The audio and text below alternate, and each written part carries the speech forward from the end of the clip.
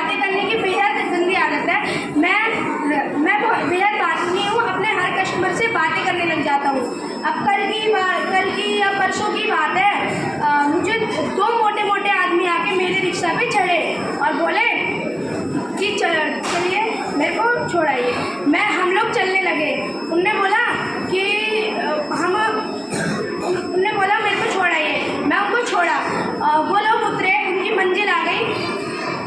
वो दोनों कुछ बातें कर रहे थे, लाखों की बातें हो रही थी साहब, लाखों की। वो ज़मीन फिरोज की बातें हो रही थी। मैं बोला साहब कहाँ ज़मीन खरीद रहे हो? वो बोले क्यों, तुम खरीदेगा क्या? मैंने बोला नहीं साहब, मेरी इतनी हैसियत कहाँ। वो बोले तो फिर अपने रिक्शा चलाने पे ध्यान देना। मैंने बोला एक बार ठीक है, अपने रिक्शा चलाने पे ध्यान दे।